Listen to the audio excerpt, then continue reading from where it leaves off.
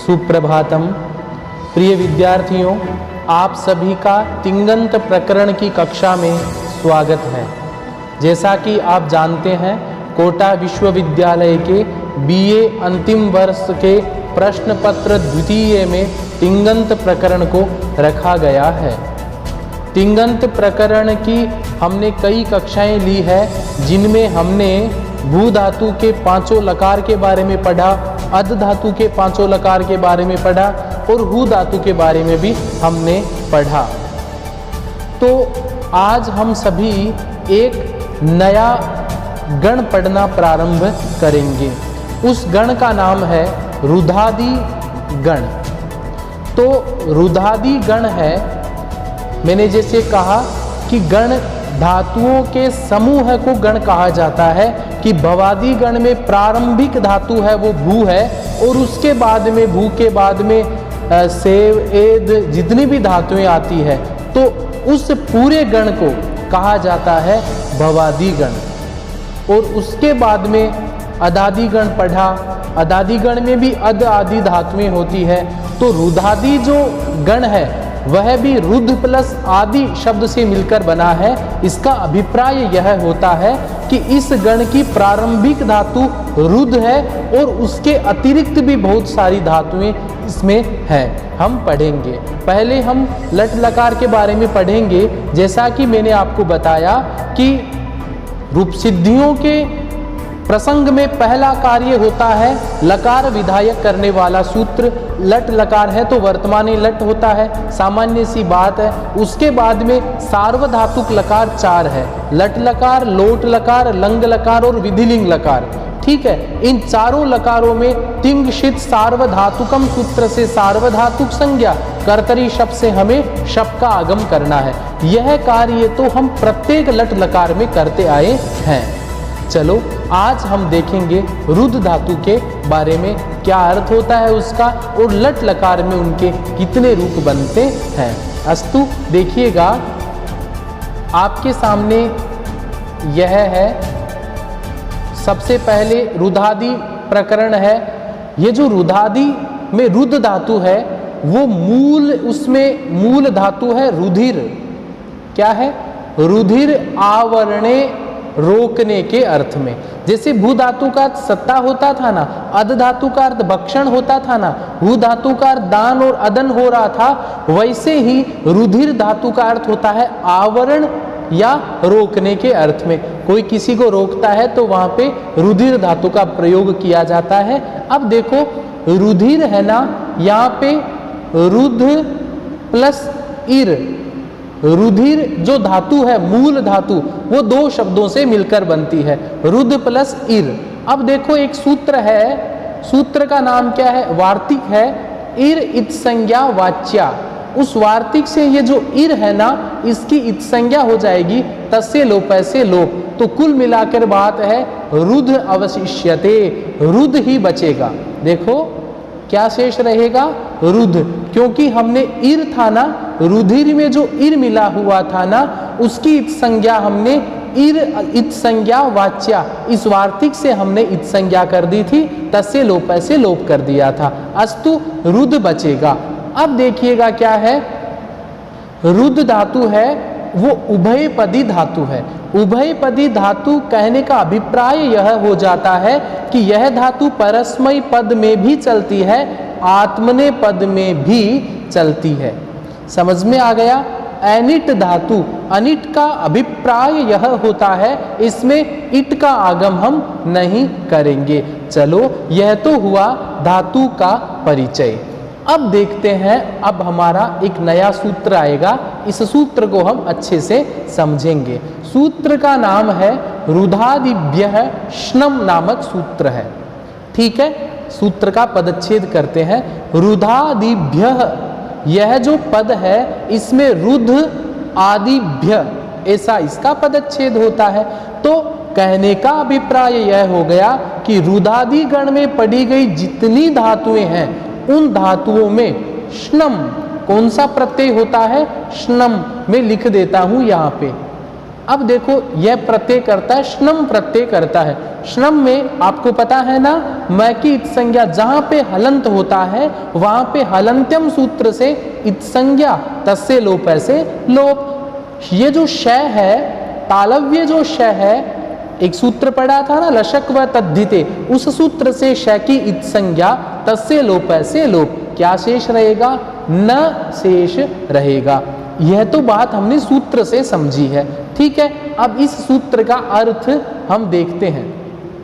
कर्तृवाचक सार्वधातुक परे हो तो रुधादि धातुओं से परे श्नम प्रत्यय होता है। ध्यान से सुनो, ये सभी रुधादि गण में श्नम प्रत्यय करेगा, पर एक शर्त यह है कि वहां पे सार्वधातुक होना चाहिए। सार्वधातुक लकार कौन से हैं? लट लकार, लोट लकार, लंग लकार, विधिलिंग लकार। इन चारों लकारों में वैसे होता क्या था? तिंक्षित सार्वधातुकम सूत्र से सार्वधातुक संज्ञा कर रहे थे, कर्तरी शब्द से शप विकरण कर रहे थे, परंतु रुधादिभ्य श्नम सूत्र से शप नहीं होगा, शप की जगह श्नम हो जाएगा। शप में से अशेष रह रहा था, यहाँ पे अ नहीं न शेष रह रहा था। यह अंतर है पीछे की रूप सिद्धियों में और रुधादि गण में। समझ में आ गया ना? तो कर्तृवाचक, कर्ता का जो वाचक हो वहां पे सार्वधातुक लकारों में श्नम प्रत्यय हो जाता है। यह शप का अपवाद है, एक्सेप्शन है। क्यों? यदि यहाँ पे श्नम नहीं होता तो शप प्रत्यय करते, तो शप प्रत्यय नहीं हुआ, उसकी जगह श्नम हो गया। एक नियम, पहला कोई नियम काम कर रहा है, उसकी जगह कोई दूसरा नियम आ जाता है, तो वह तो अपवाद ही हुआ ना। समझ में आ गया? चलो अब देखो इसका विशेष कुछ है, मैं आपको बताता हूं। विशेष में श्नम इत्यत्र लशक व तद्धिते सूत्रेण शकारस्य इत संज्ञा। याद रखना, क्योंकि रूप सिद्धि आपकी परीक्षा में आती है तो आपको यह तो पता होना चाहिए कि इत संज्ञा कैसे होती है। हलंत्यम सूत्रेण मकारस्य इत संज्ञा तस्य लोपः लोप, नकारः अवशिष्यते। श्नम में से न शेष रहेगा।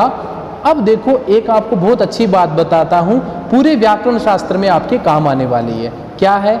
एक देखो सूत्र है मिदचो अन्त्यात परः। सूत्र क्या है? मिदचो अन्त्यात परः। इसका पदच्छेद करते हैं, मित अचः अन्त्यात परः।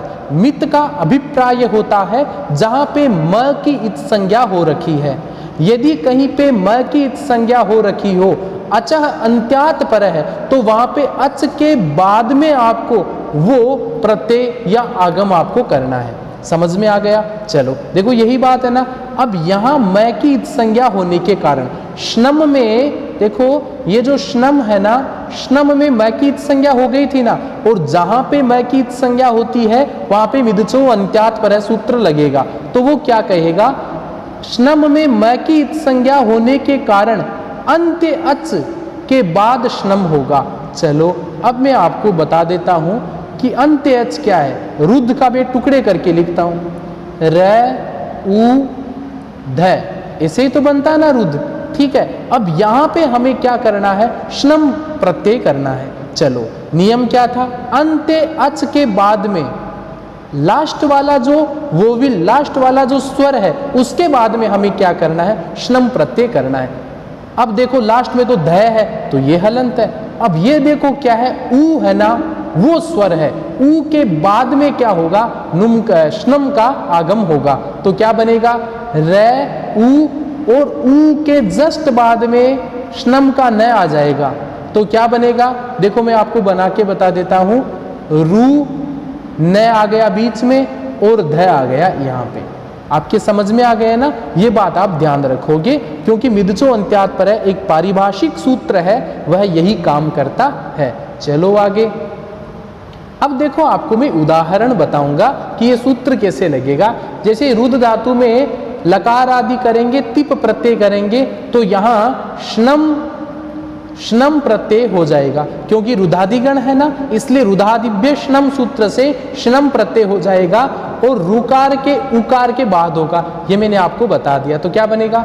रुद धातु है पर बीच में न किया, क्यों? क्योंकि रू में जो ऊ मिला हुआ है ना, वो अच है और अच के बाद ही मित का आगम होगा। तो क्या हो गया? रू न, ध और ती ऐसा बन जाता है। आपके समझ में आ गया अच्छे से। अब हम आगे चलते हैं। अब देखो एक सूत्र आता है, जशस तथोर धोर दह नामक सूत्र है। ठीक है, सूत्र के पदच्छेद करते हैं। पहला जो सूत्र में पद है वो लिखा हुआ है जशः। क्या लिखा हुआ है? जशः लिखा हुआ है। अब बताओ जश क्या है? जश एक प्रत्याहार है, माहेश्वर सूत्रों से निष्पन्न प्रत्याहार है, और उसमें जभय गढ़ ध श है ना, तो जभय का झ और गढ़ धश का श, बीच में जितने वर्ण आएंगे वो झष प्रत्याहार में आएंगे। कौन कौन से आएगा? झ, भ, घ, ढ, ध, ये 5 वर्ण आपके झष में आएंगे। समझ में आ गया? ठीक है, पहला काम तो ये हो गया। उसके बाद में तथो, आगे क्या लिखा हुआ है? जशः, ये जो स है ना, ये विसर्ग का स है। आगे लिख रखा तथो। तथो का मतलब होता है त और थ, इन दोनों का, तथोर धोर ध। उसके बाद में क्या हो जाएगा? इन दोनों का ढ आदेश हो जाएगा। चलो, ये तो हमने पदच्छेद से समझा है, आपके समझ में नहीं आया है, कोई चिंता की बात नहीं, मैं आपको और इसको हिंदी में समझाने का प्रयास करूंगा। देखिए क्या अर्थ होता है। झष वर्गों के परे होने पर, अब झष का मतलब क्या हो गया? वर्ग का चौथा अक्षर। आप झष प्रत्याहार में जो जो वर्ण आए हैं आप देख लो, वो सभी वर्ग के चौथे वर्ण हैं। जैसे च, क, ख, ग, घ, छ, छ, ज, झ, ये सभी वर्ग के चौथे वर्ण हैं। आपको क्या ध्यान रखना है? यदि वर्ग का चौथा अक्षर, चौथा वर्ण पर में है, बाद में है, और उसके पहले या तो तय आ जाए या थ आ जाए, तो वहां पे क्या हो जाएगा? दोनों को, तय को भी ध करना है, थ को भी ध करना है, परंतु दा धातु उसके बाद में नहीं होनी चाहिए। सीधी सी बात यही है कि यदि बाद में चतुर्थ वर्ण आ जाए और उसके पहले तय या थ आ जाए, तो दोनों को हमें क्या करना है? ध करना है। अस्तु, समझ में आ गया आपके अच्छे से। अब देखो, झष प्रत्याहार में झ, भ, ग, ढ, ध वर्ण आते हैं। समझ में आ गया? ये पर में होना चाहिए। अब मैं आपको एक एग्जाम्पल बताता हूं। जैसे ये जो रुद्ध धातु है, रुद्ध में रू किया, श्नम का न आया, उसके बाद में ध आ गया, उसके बाद में ती आ गया। ये तो आपको पता है ना, श्नम से न शेष रहा है। ठीक है, अब देखो यहाँ पे क्या होगा? यहाँ पे ये होगा कि ये जो ध है ना, अब ध्यान से देखो कि जैसे यहाँ पे वर्ग का चौथा वर्ण होना चाहिए। अब चौथे वर्ण में क्या आ गया? भ, घ, ढ, ध आ गया। चलो, अब देखो ये क्या है? अब यहाँ पे जो हमने रू ध लिख दिया, वो क्या हो गया था कि गलत हो गया। मैं आपको बता देता हूँ, पुनः बताता हूँ। तो इस प्रकार से झष प्रत्यय परे रहते, झष प्रत्याहार का कोई सा भी वर्ण पर में हो तो यह सूत्र तय और थ का ध कर देगा। तो हम देखेंगे कि जैसे यहाँ पे क्या है कि ये जो तय है, इस तय है वो क्या है? ध इसके पहले है, तो ध के परे जो तय और थ है उसका ध हो जाता है। तो यहाँ पे इस तय की जगह क्या कर देगा? ये सूत्र ध कर देगा। समझ में आ गया? रूप सिद्धि आएगी तो और अच्छे से समझेंगे। अभी तो इतना ही देखेंगे कि ये जो झ, भ, घ, ढ, ध के बाद में यदि तय और थ आ जाता है तो तय और थ दोनों की जगह हमें ध करना है। अब देखो ये जो ध है ना, ये चौथा वर्ण है और चौथे वर्ण के बाद में तय पड़ा है, इसलिए तिप के तय को यहाँ पर ध आदेश कर देंगे। समझ में आ गया आपके अच्छे से? अब देखो एक सूत्र है झलाम जस जशी नामक सूत्र है। यह वस्तुतः संधि में पढ़ा गया है, फिर भी आपकी सुविधा के लिए मैं आपको बता देता हूं। यह करता है झल वर्णों को जश आदेश करता है, जस परे रहते। ये क्या करता है? जो चौथा वर्ण होता है उसकी जगह तीसरा वर्ण आदेश कर देता है। अब देखो रूप सिद्धि देखेंगे ना तो पूरा आपके अच्छे से समझ में आ जाएगा। अब हम चलते हैं रूप सिद्धि की तरफ। प्रस्तुत है आपके सम्मुख ऋणद्धि रूप सिद्धि जो लट लकार के एक वचन में बनती है।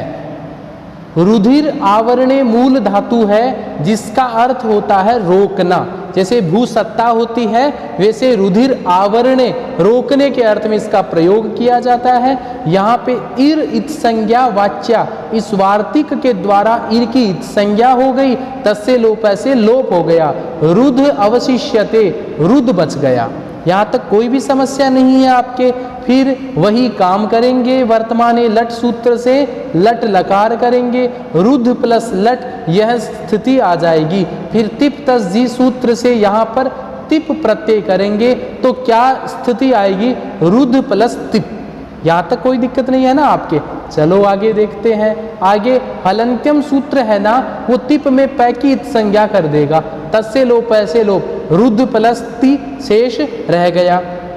उसके बाद में तिंक्षित सार्वधातुकम सूत्र से सार्वधातुक संज्ञा, क्योंकि यह लकार लट लकार है। उसके बाद में कर्तरी शप से कर्तृवाच्य में शप का विकरण प्राप्त होगा, परंतु ये रुधादि गण है इसलिए वह शप नहीं होगा।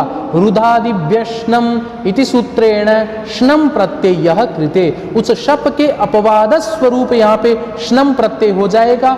अब देखो श्नम है ना, श्नम में से स्नम इत्यत्र लशक व तद्धिते सूत्र से शैकीत संज्ञा, हलंत्यम सूत्र से मैकीत संज्ञा, तस्य लोप ऐसे लोप, न नकार अवशिष्यते, न बचेगा। यहाँ पर मैकीत संज्ञा होने के कारण अंत्य अच, रुद्ध के उकार के बाद श्नम होगा, विदुचो अंत्यात् परे परिभाषा के नियम से। क्या शेष हो जाएगा, रू श्नम का न आ गया, उसके बाद में ध पड़ा है और ती पड़ा है। अब एक सूत्र है अटकूपवांगनुम वे वाये अपि नामक सूत्र है।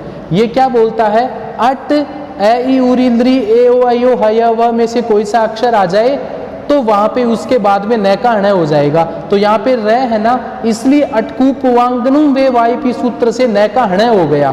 क्यों, क्योंकि श्नम का जो न है वो अट के बाद में है। तो देखो न का क्या हो गया, हण, तो क्या बन गया, ऋण, और ध पड़ा है हमारे पास में, ठीक है, और ती हमारे सामने पड़ा है। ध तो धातु का है और प्रत्यय का ती है। अब देखो सूत्र है जशस ततोर धोर ध, इस सूत्र से क्या हो जाएगा, जो तिप का जो तय है ना उसकी जगह क्या हो जाएगा, ध। क्यों, क्योंकि तिप के बाद में ध है ना वो जश प्रत्याहार में आता है। समझ में आ गया ना। तो वापस देख लो आप कि जशस ततोर दोर ध नामक सूत्र है ना, वह सूत्र क्या करेगा, तय का ध कर देगा। क्यों, क्योंकि इस ध के बाद में तय है, इसलिए तय की जगह क्या कर दिया, ध। तो स्थिति क्या आ गई बताओ, ऋण ध धी ऐसा आ गया। मैं लिख देता हूं, आप बिल्कुल भी कंफ्यूज मत होना, ऋण ध धी ऐसा आ गया। अब देखो झलाम जस जशी सूत्र है ना, वो सूत्र क्या बोलता है, जश प्रत्यय परे रहते इसको क्या हो जाएगा, जशत्व, मतलब तीसरा वर्ण हो जाएगा। तो क्या बनेगा, ऋण द धी बन गया। देख लो यहाँ पर ऋण द धी। अब देखो मिला देंगे तो ये जो धी है ना, मैं आपको बता दूं कि ये जो धी है ना, इस धी में क्या है, पहले तो है द, उसके बाद में है धी, इससे बनता है धी। तो आप बिल्कुल कंफ्यूज मत होना कि ऋण पड़ा है हमारे सामने, ये जो द है ये द भी रुद्ध का ध था ना, उसका हमने जलाम जश जसी सूत्र से ध का द बना लिया, और ती का हमने जशस ततोर धोर ध सूत्र से धी बना लिया। क्या बन गया, ऋणद्धि बन गया।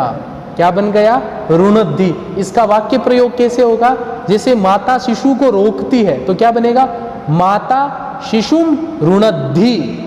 समझ में आ गए ना आपके अच्छे से। तो आज हमने रुद्ध धातु के लट लकार का एक वचन हमने पढ़ा है। पुनः मैं आपको बता देता हूं आज हमने क्या क्या पढ़ा। रुधादि प्रकरण पढ़ना प्रारंभ किया था। रुधिर आवरणे धातु में इर का इर इत संज्ञा वाच्या सूत्र से वार्तिक से इत संज्ञा लोप हो जाएगा, रुद बचेगा। उभयपदी धातु थी, अनिट धातु थी। रुदादिव्य श्नम सूत्र से कर्तृवाच्य सार्वधातुक लकारों में श्नम प्रत्यय होगा, श्नम में से न शेष रहेगा। वो जो न है वो रु और ध दोनों के बीच में न जाएगा, उसका कारण मिदचो अंत्यात् पर है, यह परिभाषा सूत्र था। उसके बाद में सूत्र आया जशस तथोर धोर ध नामक सूत्र आया। वह कहता था झ ब घ ढ ध के बाद में यदि चौथा वर्ण है उसके बाद में यदि तय और थ हो तो उसके स्थान पर हम ध कर देंगे। हमारे सामने स्थिति आई थी जो हमने रूप सिद्धि में चर्चा की थी। रुद्ध धातु वर्तमान लट से लट लकार, तिप प्रत्यय सार्वधातुक संज्ञा, शपागम के तुरंत बाद रुदादिव्य श्नम सूत्र से श्नम प्रत्यय, श्नम में से न शेष रहा था। उसके बाद में हमने क्या किया था, अटकूपवांगनुम वे वाइपी सूत्र से न का ण कर दिया था। जलाम जश जसी सूत्र से रुद्ध के ध का द कर दिया था और जशस ततोर धोर द सूत्र से तिप के त का ध कर दिया था। रूप सिद्धि बन गई थी ऋणद्धि और इसका उदाहरण माता शिशुम ऋणद्धि। आपके समझ में आ गया अच्छे से। इस प्रकार से हमने रुदादि प्रकरण आज प्रारंभ किया है। थोड़ा कठिन लगे आपको, चिंता की कोई बात नहीं है, हम सरल तरीके से इसको समझेंगे। कल पुनः आपके सम्मुख उपस्थित रहूँगा नई रूप सिद्धियों के साथ। तब तक आप अच्छे से पढ़ते रहिए, गृह कार्य प्रतिदिन करते रहिए, मुझे भेजते रहिए। अस्तु, धन्यवाद।